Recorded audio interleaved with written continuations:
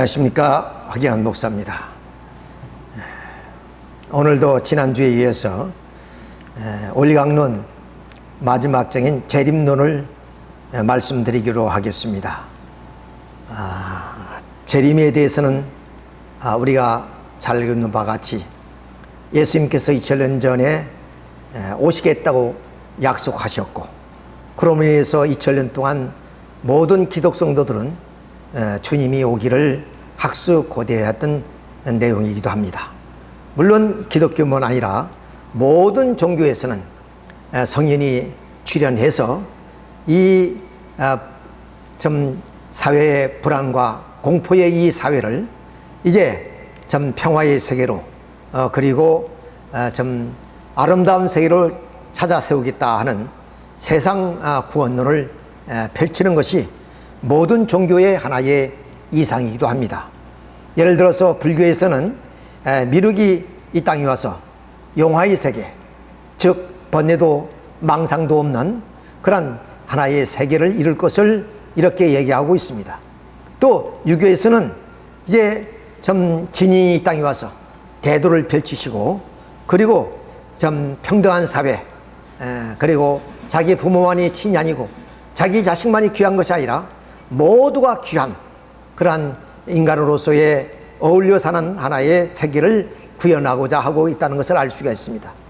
우리의 민족의 그런 예언서인 정도령을 정감록에 보면 정도령이 와서 천년왕국을 이룬다고 하고 있습니다. 또 민족의 모든 종교들은 반드시 이 땅 위에 지상 성경을 이루기 위해서 자기 나름대로의 도주가 오시게 된다고 얘기하고 있습니다.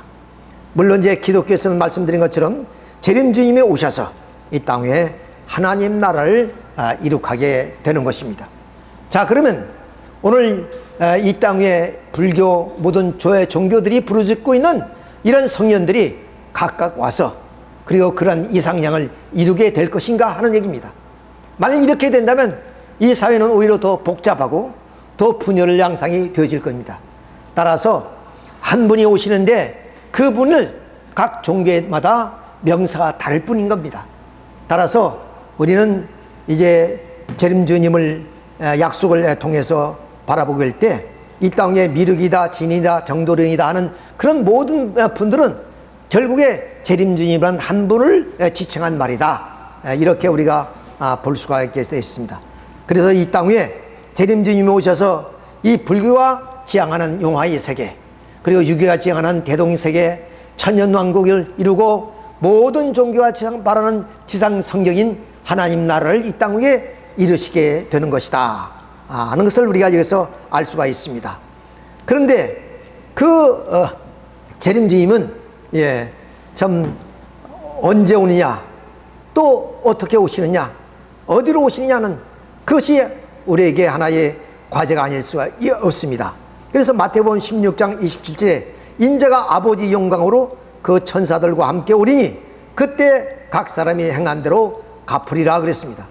따라서 재림 주님이 이 땅 위에 재림하시는데 말씀드린 것처럼 바로 그분은 언제 오시느냐, 그리고 어디로 오시느냐, 어떻게 오시느냐, 이것이 오늘 우리 신앙인들에게 과제라고 말씀드리지 않을 수가 없습니다. 그런데 우리 성서에 보면 그 주님이 오시는 때와 어떠한 방법과 장소는 모른다는 것입니다.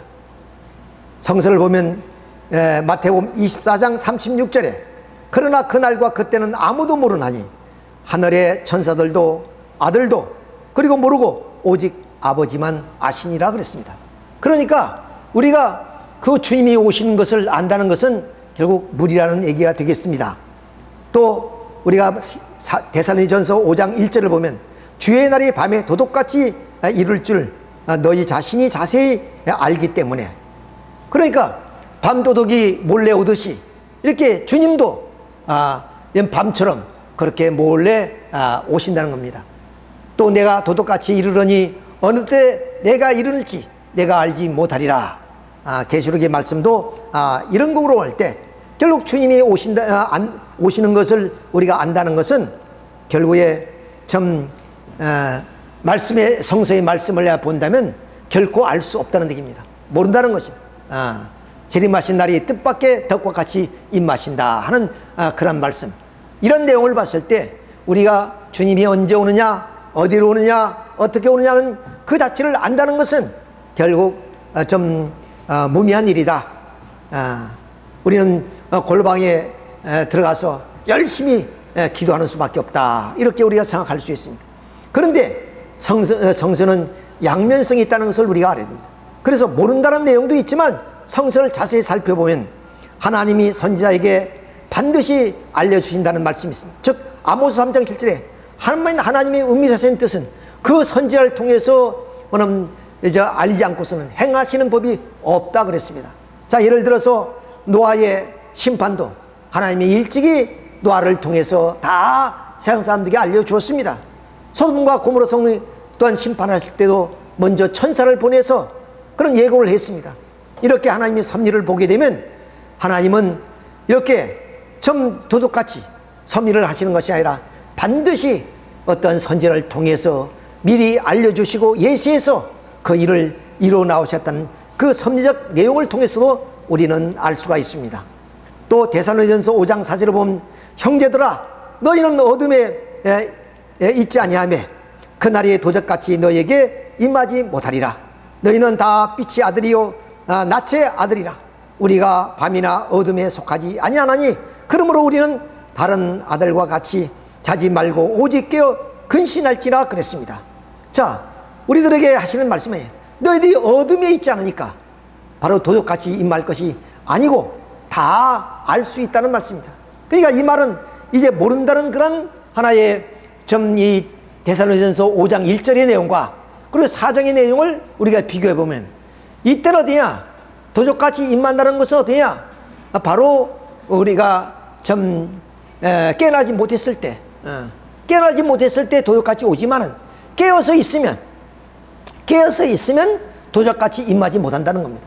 그러니까 우리가 모른다는 것은 무엇을 의미냐? 이 주님이 오시는데 관심이 없고 우리가 무관심으로 말미암아 우리는 모르지만은 만일 주님이 오시기를 우리가 학수고대해서 정성 들이면서 깨어 있으면 하늘은 반드시 우리에게 그날을 도적같이 임하지 않고 알려주시겠다, 이런 말씀을 하고 계시는 것을 우리가 알 수 있습니다. 또 사도행전 2장 17절에 유명한 말씀입니다.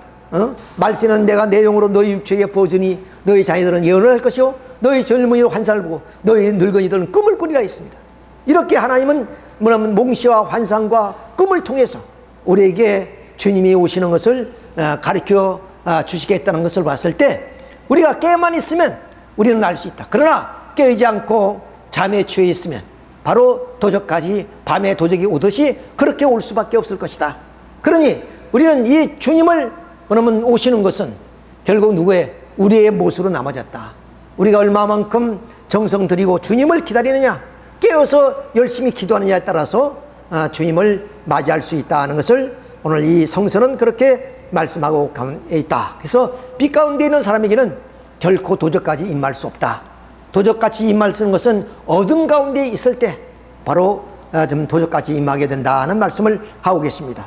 자, 그래서 제1절 예수님은 어떻게 재림하실 것이냐, 이 방법에 대해서 우리가 한번 생각해 보겠습니다. 많은 기독교 성도들은 성서의 말씀에 준하여서 주님은 구름 타고 오시기 때문에 저 하늘에 뭉게구름만 있어도 거기에 혹시 주님이 오시지 않나, 이렇게 해서 그 구름을 쳐다보게 됩니다. 그것은 성서에 구름 타고 오신다는 그런 말씀이 예언이 있기 때문에 그렇습니다. 자, 그런데 과연 재림주님은 구름 타고 오시겠느냐? 일부의 성도들은 주님은 바로 성령으로 강림하신다 했습니다. 성령으로 감정하여 우리 내재되어 있는 것이다, 그런 뜻입니다. 자, 그러면 사도행전 2장 4절을 보면 예수님이 십자가에 순환 후에 오순절날 성령이 감동해서 많은 성도들에게 불의 성령이 내리시고 역사함으로 인해서 베드로 같은 사람은 성령을 입어가지고 하루에 나가서 3,000명씩 전도했다는 그런 말이 있습니다. 그러면 성령으로 임한다면 이미 오순절날 임했다고 우리는 봐야 됩니다. 그러니까 그때 임했기 때문에 우리는 주님을 기다릴 필요도 없는 것이, 이미 2000년 전에 오셨는데 왜 기다려야 됩니까? 그리고 요한복음 10장 2절에는 그날에는 내가 아버지 안에 너희가 내 안에 내가 너희 안에 있는 것을 너희가 알리라 그랬습니다. 그러니까 주님이 오시게 되면 그날은 뭐냐, 내 안에 아버지가 있다는 것을 우리가 느낄 수 있다는 거예요. 자, 이런 입장에 봤을 때 만일에 주님이 2000년 전에 성령으로 강림했다면 이미 오셨다. 이런 입장에서 봤을 때 성령으로 오는 것이 아니다 하는 것을 우리가 알 수 있습니다. 두 번째, 성도들은 예수님은 그러면 영체로 재림하시는 것이 아니냐, 이런 말씀을 하시는 분도 있습니다. 마태복음 28장 9절에 예수께서 그들을 만나 이르시되 편안하냐, 즉 예수님이 좀 돌아가신 후 3일 만에 부활하셔서 이제 좀 막달라 마리아를 중심으로 해서 그 무덤가까지 가까운 그 제단을 향해서 하시는 말씀입니다. 이 아들이 나아가 그 발을 붙잡고, 즉 주님의 발을 붙잡고 경배하니 이에 예수께서 이르시되 무서워 말라, 가서 내 형제들에게 갈릴리로 가라 하라, 거기서 나를 보리라 하시니라. 그러니까 이미 예수님이 영체로 재림한다면 예수님이 3일 만에 무덤에서 부활한 그 사건이 바로 재림입니다. 그래서 2000년 동안 기다릴 필요 없어요. 이미 2000년 전에 오시는데, 자, 이런 하나의 결론에 이르게 됩니다. 또 요한계시록 22장 20절을 보면 예수님은 부활로 영체로서 늘 만났던 사도 요한에게 내가 진실로 속히 오리라 그 말씀하셨더니 요한이 주여 어서 오십시오.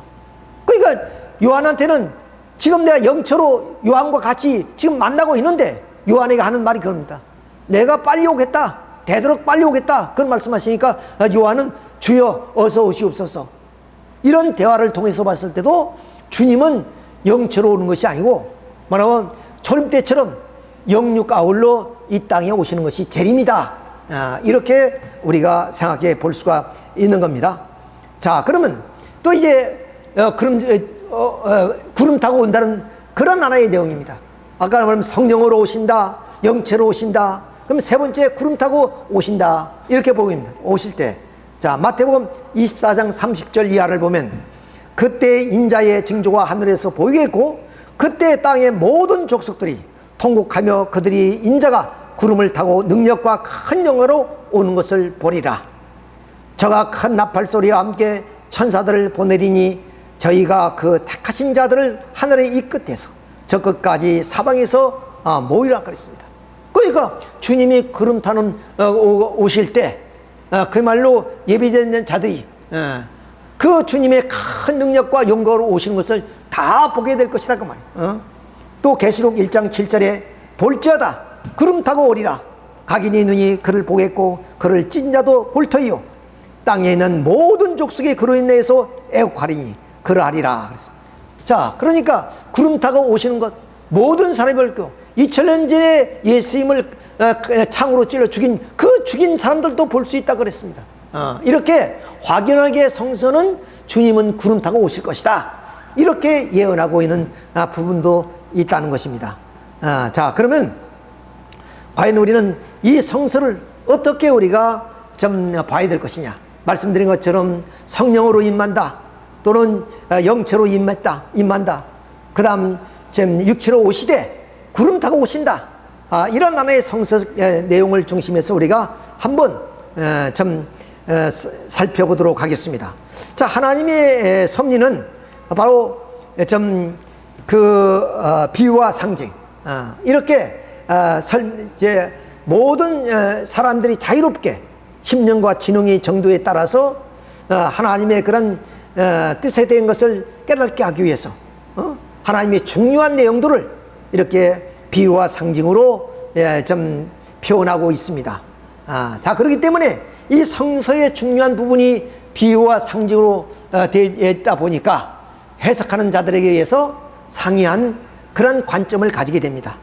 말씀드린 것처럼 영으로 이렇게 임재하신다, 또는 영체로 성령으로 임재하신다, 또는 구름 타고 오신다 등등의 이런 하나의 좀 관점을 가지게 되었다, 그런 말입니다. 그렇기 때문에 우리는 성서의 해석의 관점이 대단히 중요하다고 봐야 됩니다. 자, 그러면 성서를 어떻게 볼 것이냐, 문자에 붙들려서 우리가 볼 것이냐, 그런 뜻입니다. 자, 우리는 과거에 예수님이 구름 타고 온다는 그런 고정관념에 있다면 결국 그런 관점에서만 볼 수밖에 없습니다. 그런데 과연 현대인들이 이 성서의 내용을 그대로 볼 수 있느냐 말입니다. 이런 시대적 그런 걸 통해서 봤을 때는 바로 현대인들은 이러한 구름 타고 오신다는 것을 도저히 받아들일 수가 없는 입장에 있기 때문에 우리는 성서를 다른 각도에서 한번 생각해 봄으로 인해서 참된 뜻을 파악해야 된다고 이렇게 강조하고 싶습니다. 자, 그래서 우리는 역사적인 하나의 예를 한번 살펴보도록 하겠습니다. 즉 엘리야의 재림에 대한 얘기인가, 그리고 예수님의 초림과 재림에 대해서 우리가 한번 살펴보도록 하겠습니다.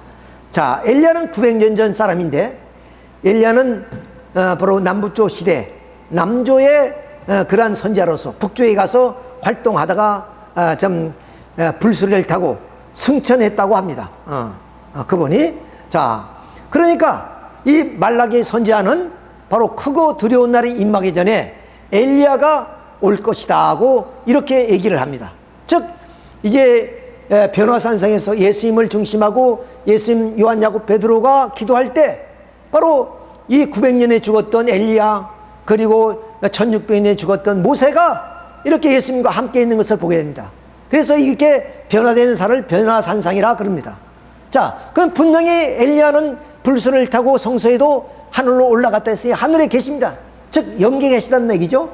그런데 이 영계에 계신 엘리야가 좀 그 말라기 선지자에 의하면 바로 예수님이 오기 전에, 크고 두려운 날이 오기 전에 엘리야가 하늘에서 다시 올 거다 이렇게 예언을 하고 있습니다.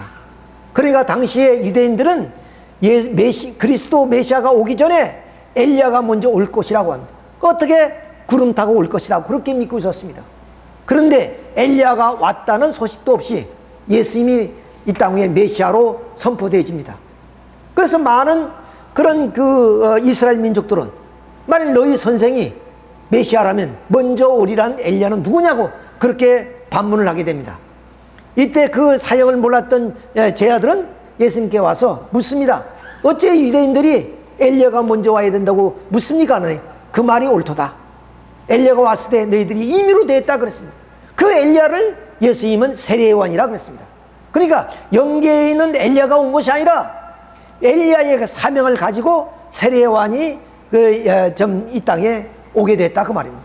여인의 몸을 통해서. 자, 그렇기 때문에 우리는 엘리야의 예를 봤을 때 그 실체가 하늘에서 내려오는 것이 아니라 그 사명을 대신 맡은 자가 나타나게 된다. 이것을 증거하는 하나의 내용이라고 볼 수 있습니다. 자, 그러면 예수님 초림 때는 어땠냐?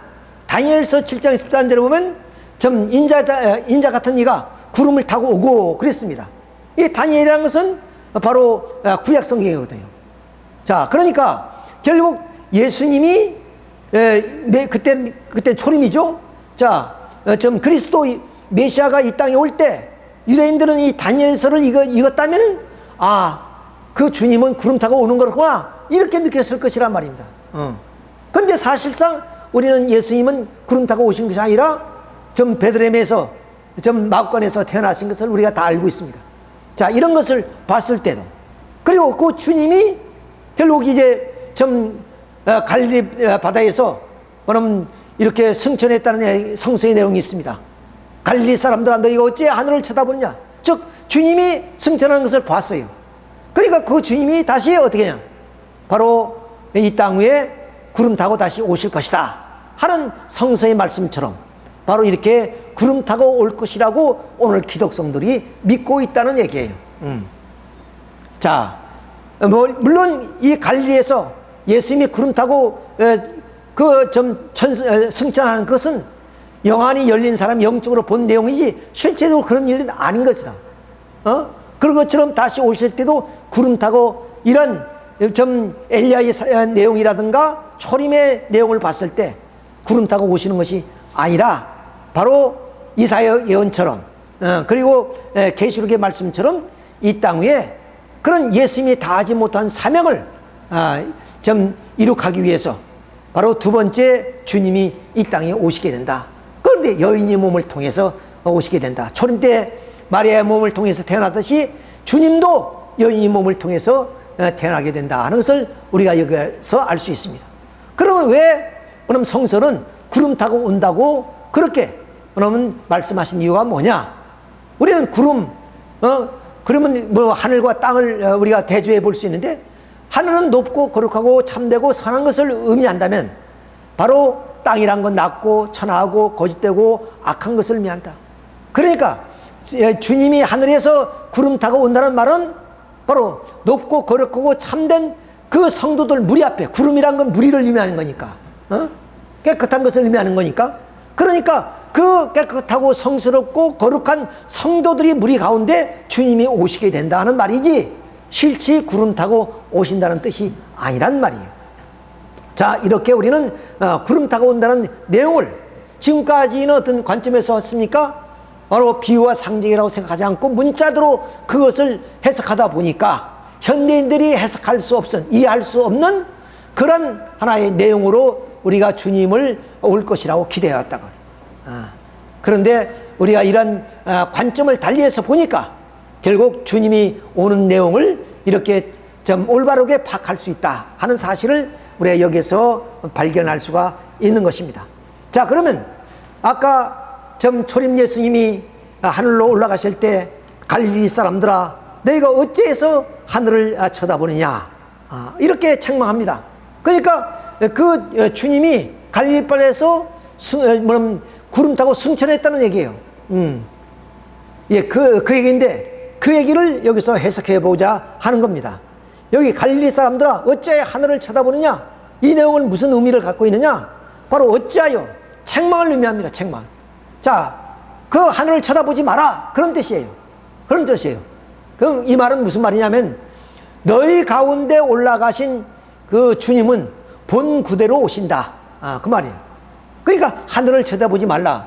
아니, 주님이 지금 하늘로 승천하고 있는데 그걸 쳐다보는 사람들한테 그럼 그거 쳐다보지 말아라.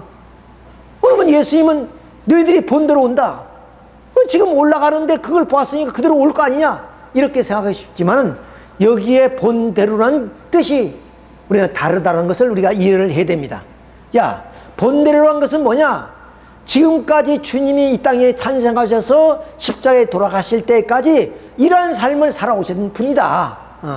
그러니까 너희들이 하늘을 쳐다볼 필요 없이 주님이 살아온 그 모습을 보면은 주님이 어떻게 오실 것인가를 알 수 있다는 얘기입니다. 이것을 원어로 번역한다면 See you have seen, 이건 과거 분사예요. 본대로는 본대로, 과거의 삶 그대로 오신다, 그 말입니다. 지금 승천한 너희들이 영안이 열려서 하늘을 보는 그러한 모습으로 올 것이 아니라 너희들이 주님이 이 땅 위에 말구 위에서 태어나서 핍박과 박해를 받으며 십자가를 졌던 그런 과정처럼 다시 오시는 주님도 그렇게 오시게 될 것이다, 이런 말씀이에요. 그래서 사도행전의 말씀은 이렇게 우리가 해석해야 된다는 사실을 우리가 알 수가 있습니다. 자, 그렇기 때문에 누가복음 10장 20절에 먼저 고난을 받으며 이 세대에 버림받을 것이라는 말씀이 있습니다. 만일에 구름 타고 온다면 이 세상 사람들이 다 알 것인데 이 세상에서 버림받을 이유가 하나도 없잖아요.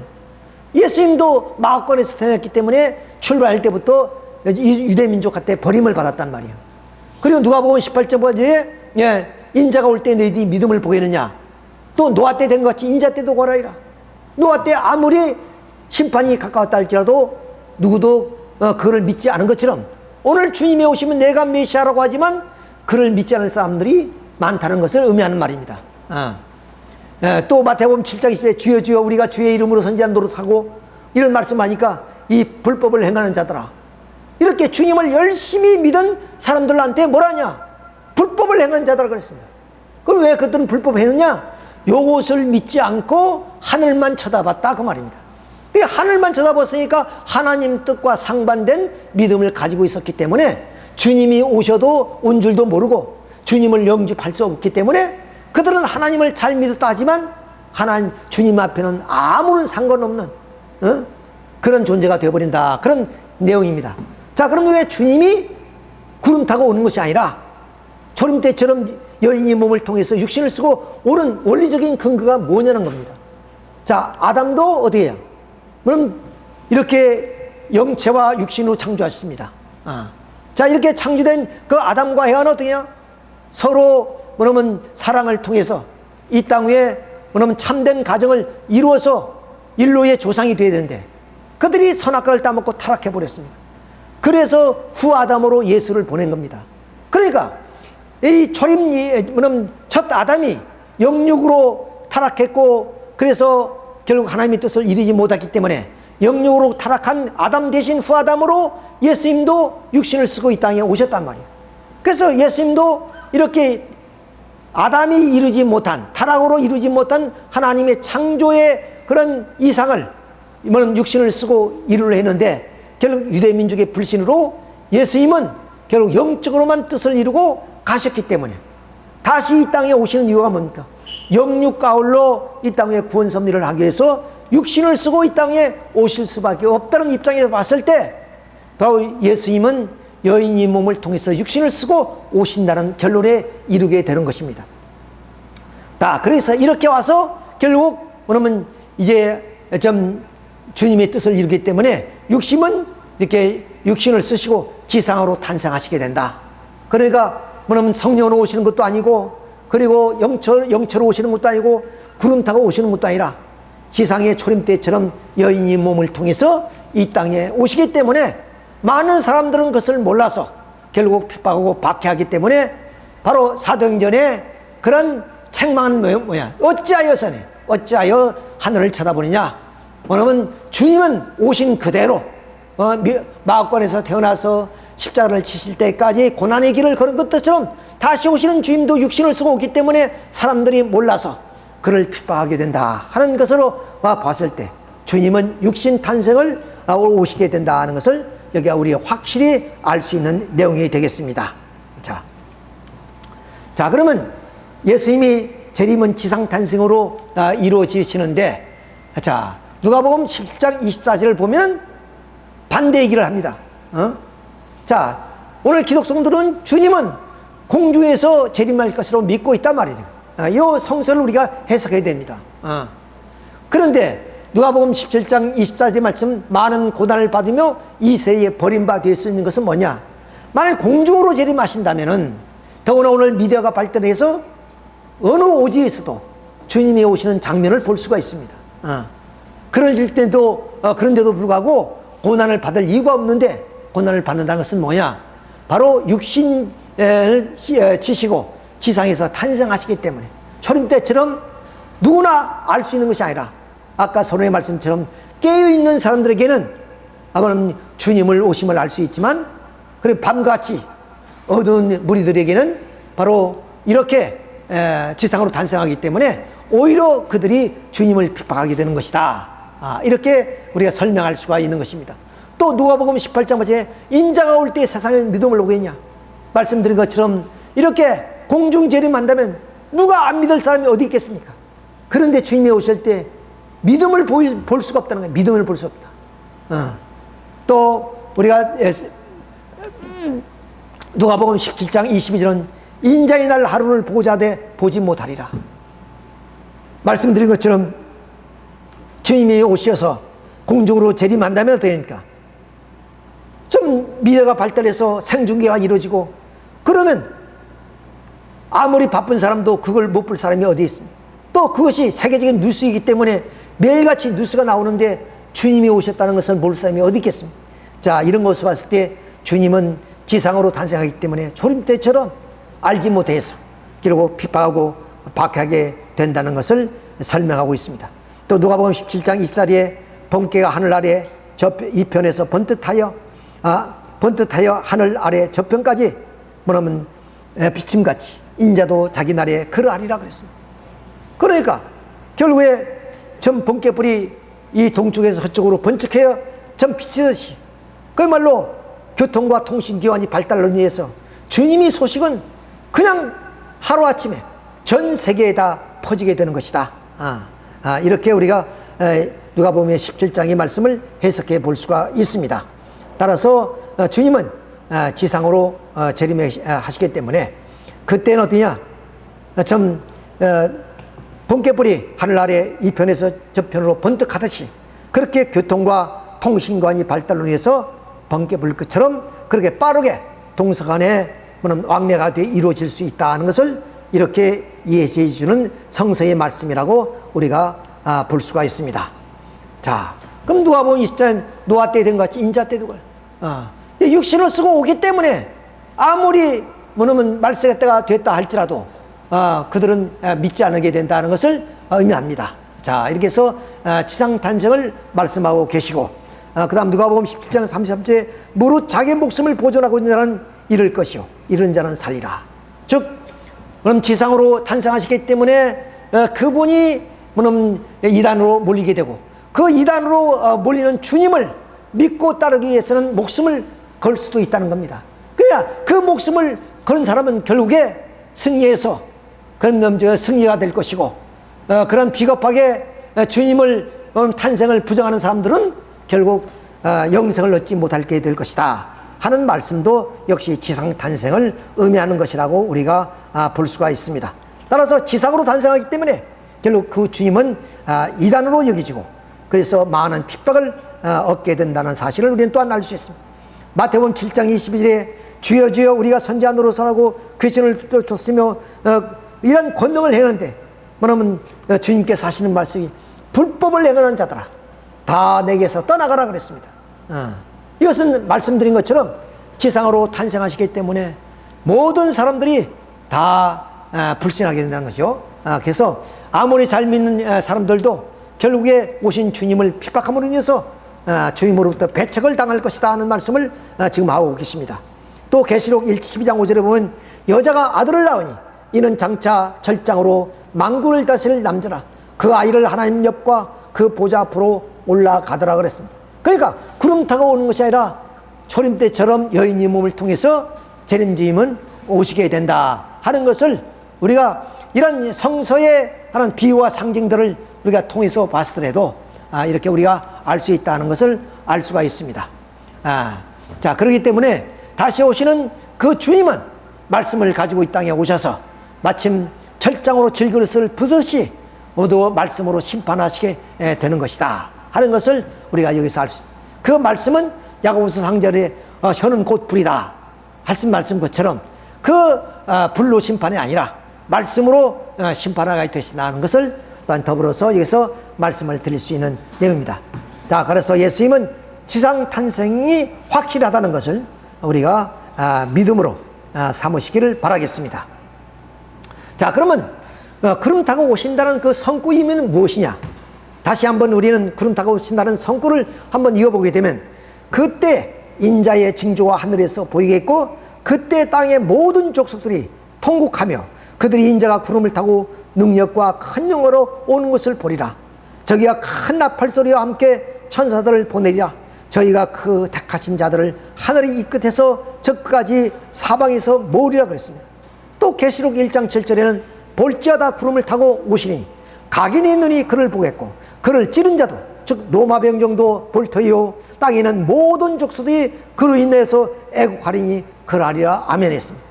자, 이렇게 구름을 타고 와서 물론 심판하신다 하지만 주님은 심판주의 이전에 구세주이십니다.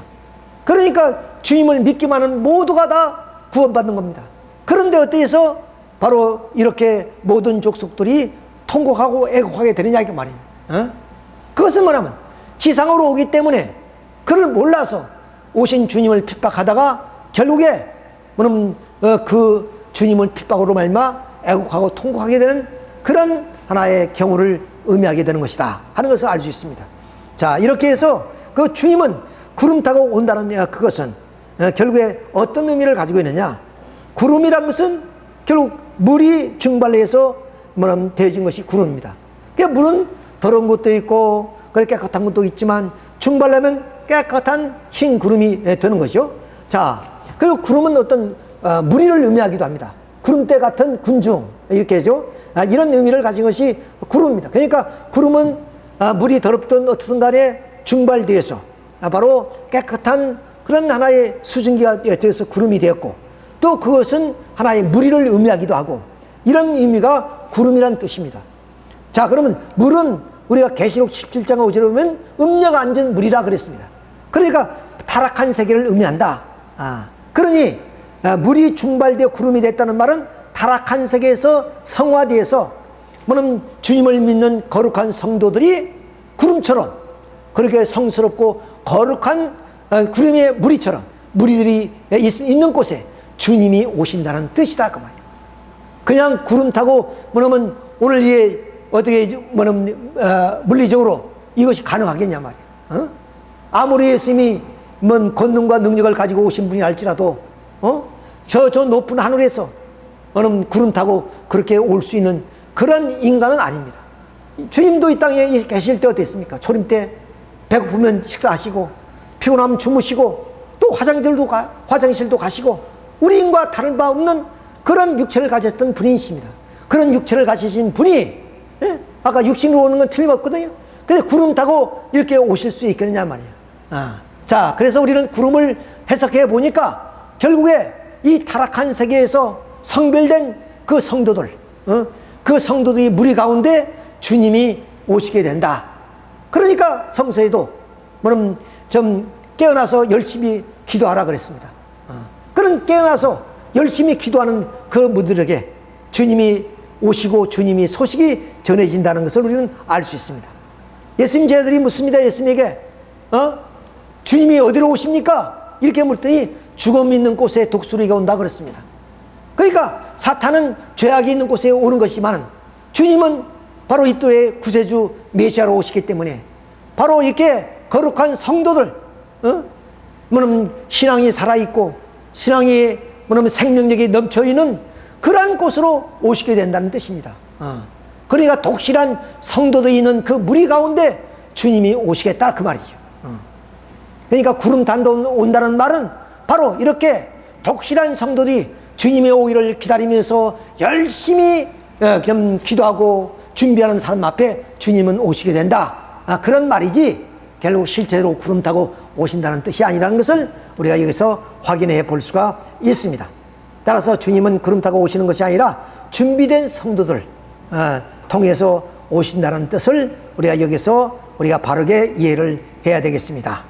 자, 그런데 왜 그러면 주님은 구름 타고 오신다고 하셨을까? 그냥 육신 쓰고 온다면 될 것인데 왜 우리의 신앙에 혼란만 더 가중스럽도 이렇게 성스러운 하나님이 우리들에게 왜 이렇게 분별할 수 없는 그런 말씀으로 하셨는가 하는 겁니다. 이미 말씀드린 것처럼 성서의 내용은 어디냐? 하나님이 그런 아예 좀 비유와 상징으로 시대를 초월하고 환경을 초월해서 누구든지 그 심령과 지능의 정도에 따라서 하나님의 깊은 뜻을 해낼 수 있도록 하기 위해서 바로 이렇게 비유와 상징으로 말씀하십니다. 자, 그러면 그런 좀 그 깊은 뜻이 어떤 것이냐? 첫째로 주님이 오시게 되면 우리가 열심히 기도하고 그리고 주님을 기다리기 위해서 성령을 받고 이러다 보면 어떻게 되냐? 악령인의 역사도 같이 이루어질 수 있다고 하냐. 자, 그렇게 되면 이렇게 열심히 기도한 사람들이 주라는 계시를 받게 됩니다. 그것은 진짜 재림주님이 아니라 바로 창세기에 보면 우리 인간에게 너는 주다, 즉 만물의 주인이다 하는 그런 축복을 해주었듯이 그런 심령적인 기준까지 달게 되면 주라는 계시를 내리게 됩니다. 그러면 주라는 그 말만 하나 믿고 자기가 좀 그리스도인 줄 알고 그리스도 행세를 하게 되면 적그리스도가 된다는 겁니다. 그러니까 조금이나 뭐냐면 그런 영적인 영안이 열린 사람은 쉽게 자기가 주로 자처하는 그런 적그리스도가 좀 많이 나오기 때문에 성서에는 뭐는 그리스도가 오기 전에 적그리스도가 온다고 예언하고 있습니다. 그러니까 주님이 구름 타고 오신다고 하면은 구름 타고는 아무나 올 수 없는 것이기 때문에 하늘만 쳐다보기 때문에 땅에서 주라고 하는 사람의 적그리스도를 우리는 그 미혹을 막을 수 있기 때문에 하나님은 미리 이렇게 그 시대와 환경을 넘어서 하나님의 깊은 뜻을 헤아리기 위해서 이렇게 구름이라는 그러한 비유의 상징의 말씀을 하셨다 하는 것을 우리가 여기서 알 수 있습니다. 그리고 두 번째는 이렇게 구름 타고 하나님의 영광 가운데 천사들이 나팔소리와 함께 오신다는 것은 무엇을 의미하느냐? 사실 주님이 초림 때는 어떻게 하냐? 마옥간에 왔습니다. 마옥간에서 탄생한 그 주님을 영접하고 중간자는 동방박사들밖에 없어요. 그럼에도 불구하고 어떻게 해서 주님은 구름 타고 천사들의 그러한 나팔소리와 함께 오신다고 얘기하는 이유가 뭐냐? 자, 주님이 오실 때까지 기독교는 한마디로 순교의 종교입니다. 그 엄청난 순교를 이길 수 있는 것은 뭐냐? 결국 하나님은 그들에게 그럼 격려를 할 수밖에 없습니다. 그들에게 위로의 말씀을 할 수밖에 없습니다. 주님이 모든 그 환난과 곤란을 다 막아낼 수는 없습니다. 그러면 이런 그리스도인들이 주님이 오시기를 학수고대하면서 그 환난과 역경을 이겨낼 수 있는 방법이 뭡니까? 그것은 그들에게 격려해 주는 방법밖에 없습니다.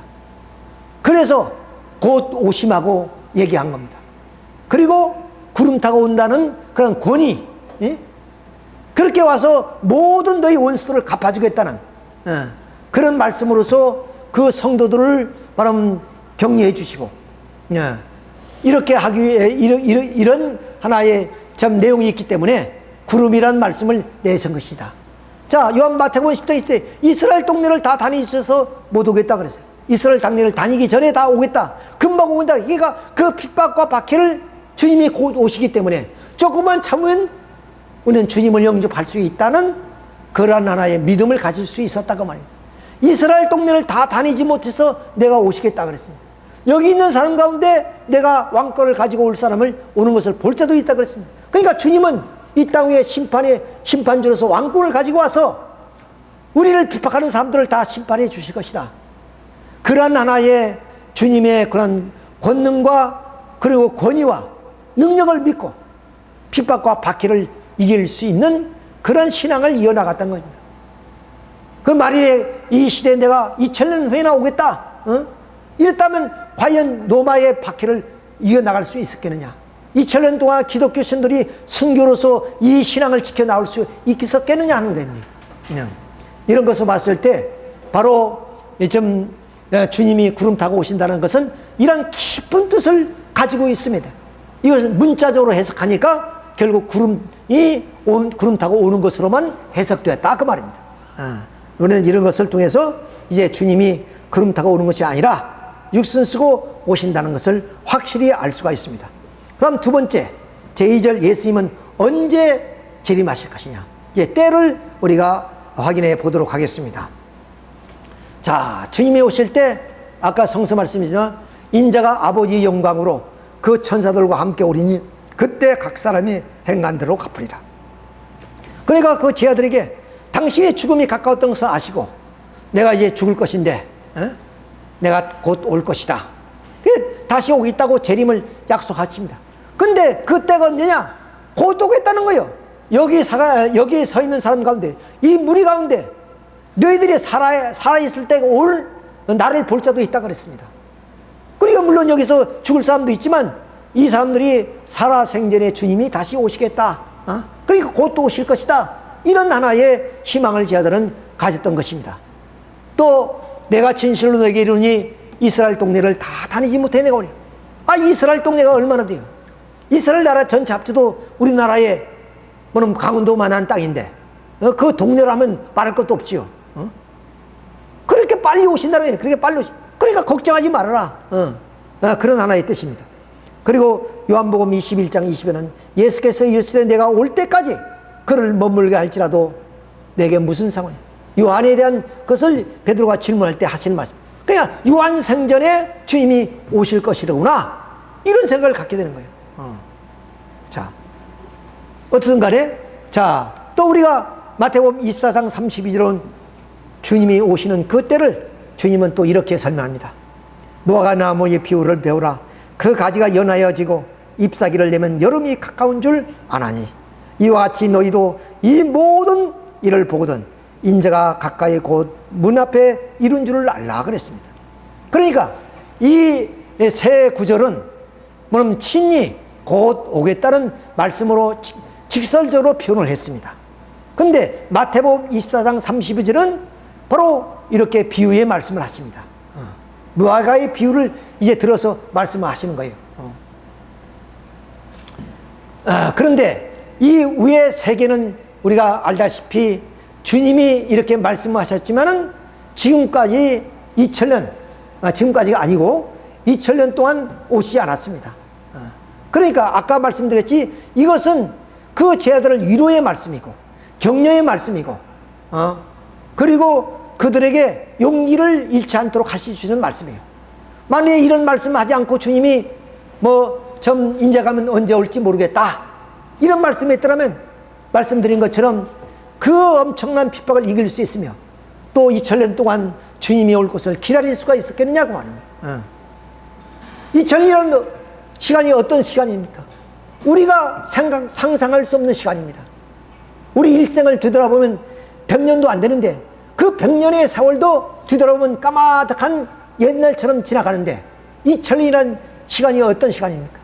그 시간에도 이렇게 기다려야만 했던 것을 봤을 때 이 말씀은 예수님이 거짓말을 한 것이 아니라 환난과 그 역경을 이길 수 있는 하나의 주님의 그런 격려의 말씀입니다. 이것을 그럼 진정으로 우리는 비유 말씀으로 무화과 나무의 비유를 배워야만 됩니다. 자, 그 예를 우리가 여기서 세제 두루미에 대한 내용을 한번 살펴보도록 하겠습니다. 이 세제 두루미는 서식지가 어디냐면 몽골 평야입니다. 그 몽골 평야에서 한여름을 보내고 이제 겨울이 되면은 철새니까 그곳을 떠나야 됩니다. 삭풍이 분데 거기 있으면 다 얼어 죽습니다. 근데 그들이 가야 될 곳은 인도입니다. 근데 그 인도 앞을 가로막는 것이 히말라야 산맥이에요. 히말라야 산맥이에요. 자, 이걸 넘어야 되는데 이 히말라야 산맥이 보통 7천, 8천의 고봉입니다. 근데 이 아무리 크더라도 세제 대름이 날개짓을 해서는 이 산을 넘을 수 없습니다. 그냥 우리가 몇 미터의 수평에서 새들은 날아갈 수 있지만 이 고공을 향해서 날개짓을 해서 올라갈 수가 없는 거예요. 그래서 이 세제 두루미의 그 월동한 그 모습을 추적해서 영국의 BBC가 항공으로 촬영을 했어요. 그런데 어떻게 이 히말라야를 넘느냐? 그것은 자기의 날개짓을 해서 이 고봉을 넘는 것이 아니라 일주일 동안 이제 여름에서 가을로 접어드는 그 기간에 일주일 동안에 이 기류가 상승 기류가 있다는 겁니다. 상승 기류. 히말라야 산맥에 상승 기류가 있기 때문에 상승 기류를 타고 올라간다는 거예요. 지금 여기 보세요. 다 날개를 접었잖아요. 날개를 접고 상승 기류를 타고 지금 올라가는 거예요. 그렇지 않고서 올라갈 수가 없다는 겁니다. 그런데 그 일주일간 그 때를 맞춰야 돼요. 그 때를 못 맞추면 항상 상승 기류가 부는 것이 아니라 그때만이 불기 때문에 이 세제 두루미는 그때를 안다는 거예요. 그러니까 몽골 평양에서 이꼬같이 날라와서 그때를 맞추어서 바로 이 히말라야 산맥을 넘어서 인도로 가는 겁니다. 자, 이처럼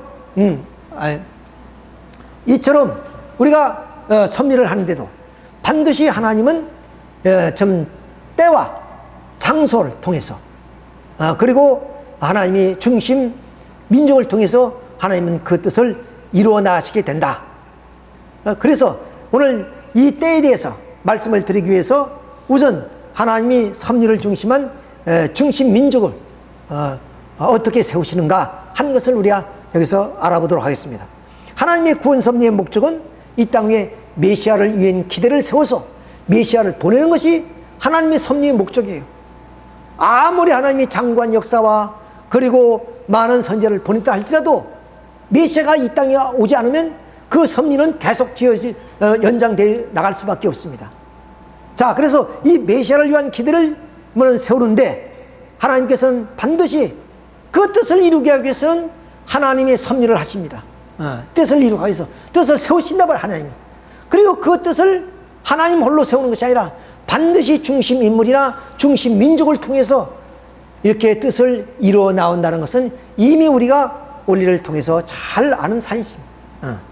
자, 그렇기 때문에 수많은 민족 가운데 하나님께서는 이러한 뜻을 이룰 수 있는 민족이 어떤 민족인 것을 하나님은 전지하고 전능하시니까 아십니다. 그런 민족을 택해서 그 민족을 어떻게 해요? 그러면 바로 하나님이 구원 섭리의 전형 노정을 걷게 합니다. 본보기 노정을 걷게 한단 말이에요. 자, 이런 전형 노정을 걷게 하기 위해서는 어떠냐? 이 민족을, 중심 민족을 천륜을 중심으로 해서 세워나가는 거예요. 하늘의 뜻 가운데 이 민족을 뭐냐면 교육시키고 세워나간다는 거예요. 그로 인해서 결국 이 민족은 인류 역사를 이끌어가는 하나의 전형 노정을 걷게 됩니다. 그러니까 인류 역사의 향도자가 되는 거죠. 자, 그러므로 인해서 이런 민족은 하나님이 특별히 택한 민족이기 때문에 이런 민족을 가리켜서 하나님의 선민이다 이렇게 얘기합니다.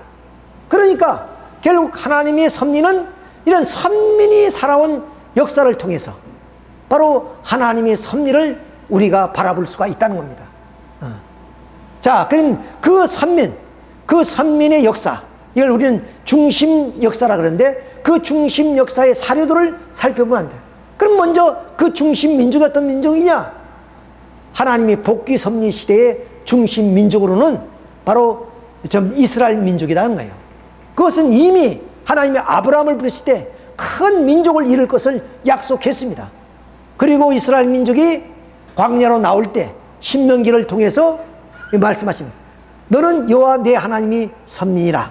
내 하나님 여호와께서 지상 만민 중에 너를 자기 기업의 백성으로 삼으셨다. 즉 하나님의 뜻을 이룰 수 있는 기업의 백성으로 삼았단 말이에요. 하나님의 뜻을 누가 이루느냐?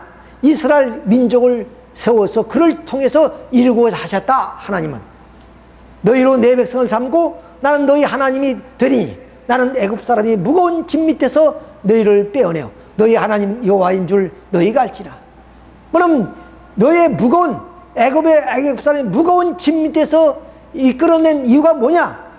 너희를 나의 백성으로 삼기 위해서 애굽의 종살이에서 너희를 건져내셨다. 그 말씀입니다.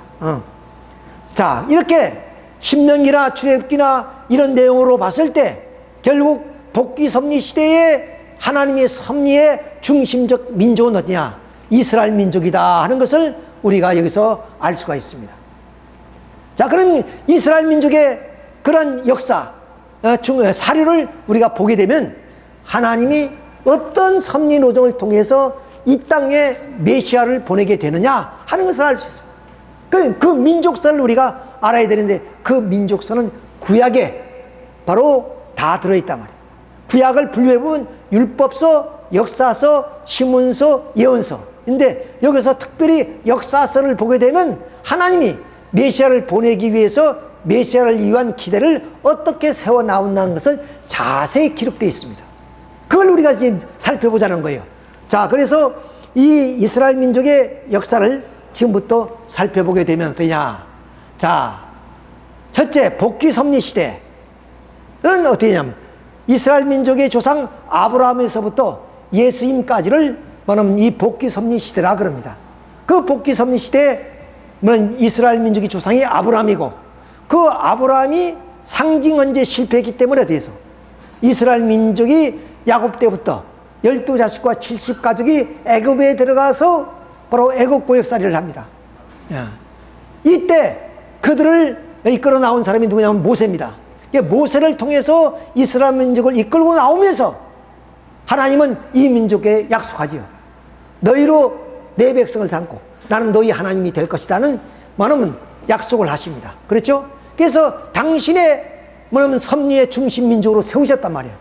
그래서 이 모세를 통해서 가나안 땅에 돌아온 이후에 바로 왕국이 세워질 때까지 400년 동안 사사들이 통치하는 시대가 있었습니다. 그 시대가 끝나자 바로 이스라엘 민족의 요구에 의해서 기원전 800년 바로 하나님은 사울에게 기름을 부으라 해서 왕을 삼고 그 다음 두 번째 다윗 왕 솔로몬 왕 치세가 40년씩입니다. 그래서 120년 동안 통일왕국 시대가 옵니다. 이때가 이스라엘 민족의 가장 번영했던 시대예요. 강력한 나라였고 자, 그런데 솔로몬이 타락해버립니다. 그러므로 인해서 이 나라의 통일왕국의 사탄이 침범했기 때문에 이것을 분립하기 위해서 이 나라는 남북조로 분립이 돼요. 남북조로 분립이 됩니다. 자, 이렇게 남북조로 분립되는데 북조 이스라엘은 어디야? 바로 이제 아시라게 망해요.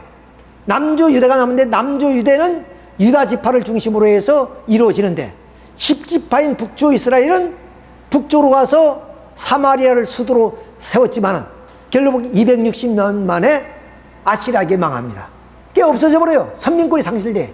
그게 남제 유대만이 남았는데 남조 유대는 그 북조 이스라엘의 우상 섬기는 것을 본받아 가지고 그들도 하나님을 불신하고 우상 섬기를 하다가 바벨로니아에게 망합니다. 그래서 바벨로니아가 포로돼요. 그런데 이 바벨로니아가 페르시아에게 망하고 페르시아의 왕 고레스가 이 유대민족을 자기 본국으로 다 돌려보냅니다. 이것을 유대민족 포로 귀환 시대라고 합니다. 이것이 210년이 옵니다. 이때 뭐냐? 마지막 선지자 말라기가 나와서 크고 두려운 날이 임할 것이라고 예언을 합니다. 그 후 400년 만에 예수님이 오신다고 말이에요. 그러니까 하나님께서는 이스라엘 민족을 선민으로 세워서 바로 이 중심 민족을 통해서 쭉 이러한 섭리 과정을 거쳐가지고 이 땅 위에 메시아 그리스도를 보냈던 겁니다. 자, 그러니까 메시아 그리스도가 이 땅에 올 때까지 이러한 섭리적 내용이 있었다고 말입니다. 자, 그런데 어떻게 해서 예수님이 이스라엘 민족의 불신으로 얼마 십자가에 못 박혀 돌아가시게 된다. 그러니까 이 복귀 섭리를 통해서 예수를 그리스도 메시아를 보내서 이 땅 위에 모든 죄를 청산하고 하나님 나라를 이루고자 했던 뜻이 좌절되어 버렸다고 합니다. 좌절되어 버렸어요. 그런데 하나님은 한 번 뜻이 좌절됐다고 포기하는 것이 아닙니다. 왜? 하나님은 영원하시고 절대자이시기 때문에 하나님은 반드시 또 다른 민족을 통해서 그 뜻을 세워서 반드시 메시아를 이 땅에 보내시게 된다고 말입니다. 자, 그러니 결국 이 복귀 섭리 시대는 이제 끝이 났습니다. 이스라엘 민족을 중심한 복귀 섭리는 끝이 났습니다.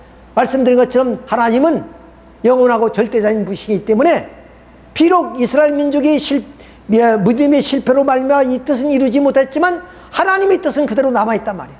그러니까 다시 그 섭리를 연장해서 바로 이 땅 위에 메시아를 위한 기대를 세우는 역사를 해 나가시게 된다. 그 말. 그러면 이때는 중심 민족이 어떤 민족이 되어야 되느냐? 많은 사람들은 이스라엘 민족이 다시 섭리 연장 시대에도 이스라엘 민족이 될 것이라고 생각하지만 하나님이 섭리사를 보면 한 번 실패한 민족은 절대로 세우는 법이었습니다. 그렇죠?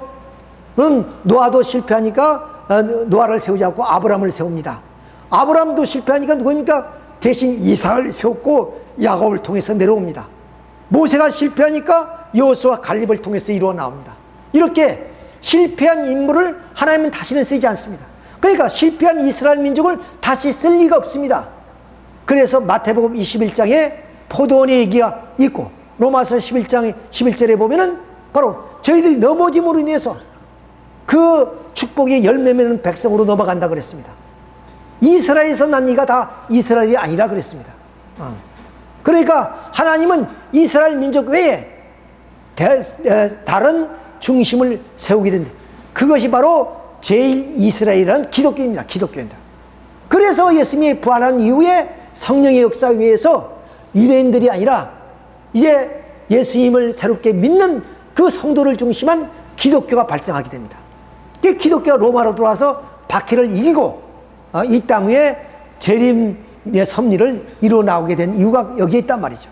자, 그런 입장에서 결국 기독교 역사가 뭐냐면 이제 복귀 섭리 연장 시대의 중심 사료가 된다는 얘기입니다.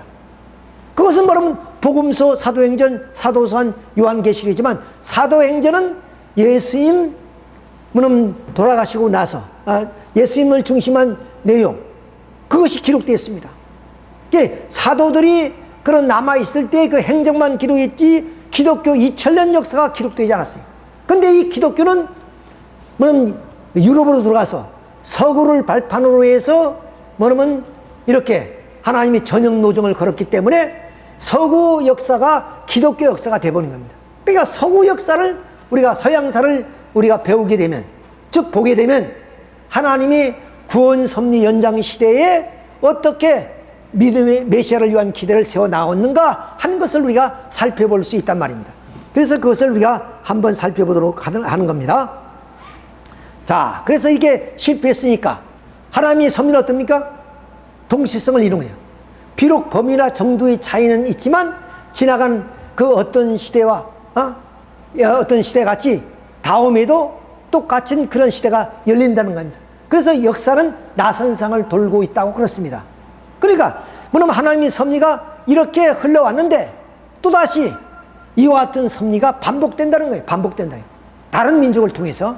그것이 복귀 섭리 연장 시대에 바로 지금 예수님 사후, 예수님 제자를 중심으로 해서 시작이 됩니다.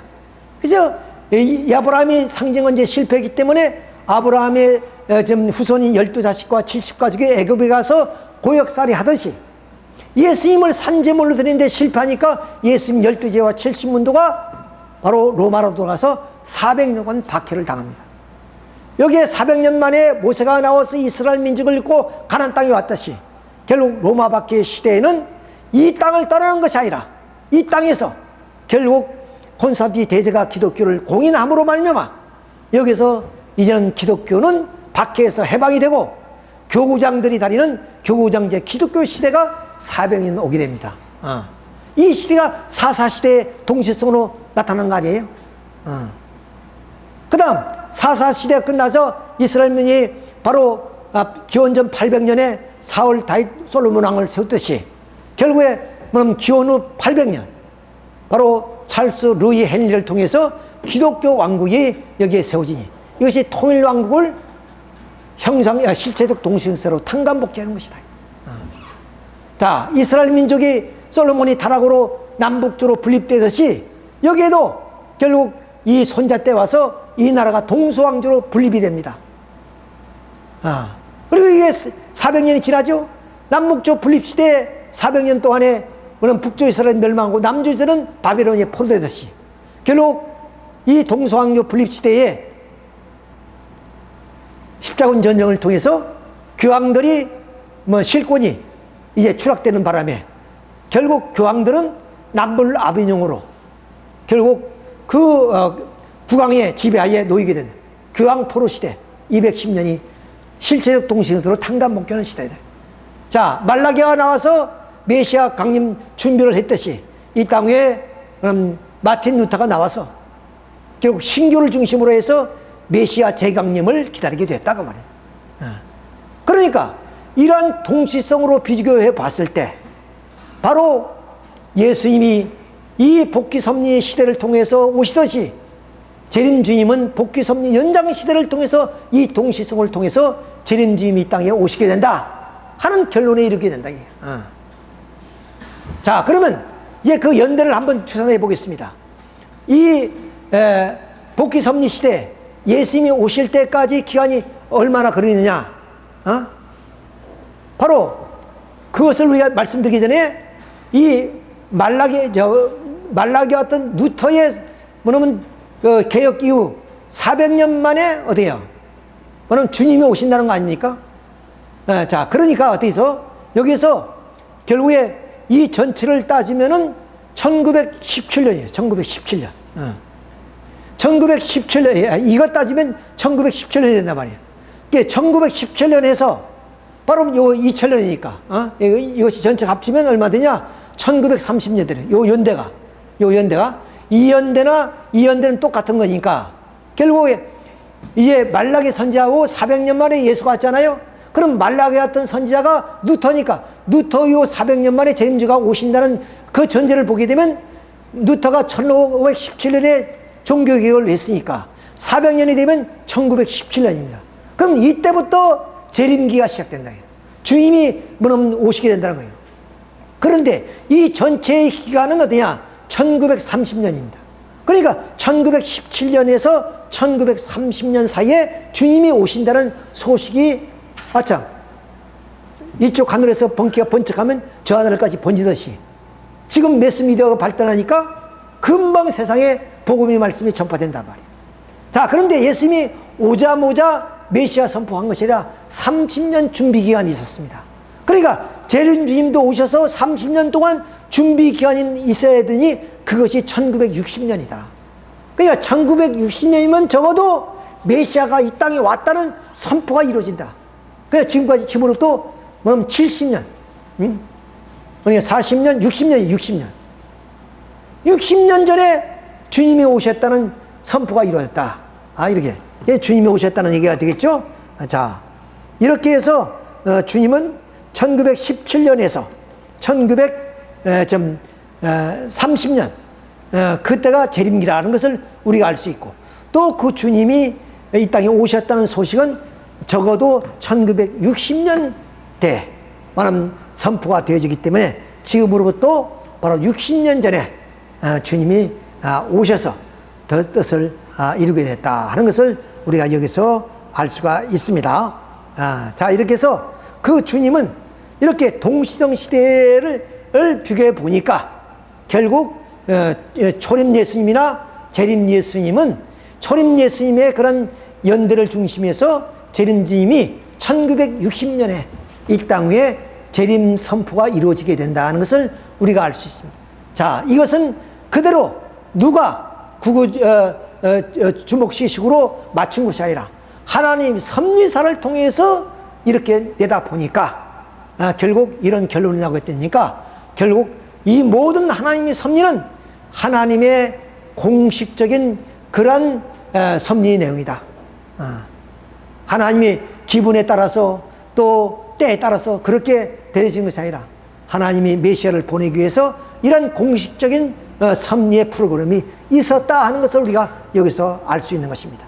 자, 이러므로써 오늘 우리는 이 땅 위에 참 부모님이 오셔서 그야말로 놀라운 이적과 기사 같은 일을 성취하시고 이 땅 위에 천일국을 이루셔서 이제는 좀 애국하는 것도 애통하는 것도 그리고 아픔도 고통도 없는 그런 이상의 세계가 출발되었다.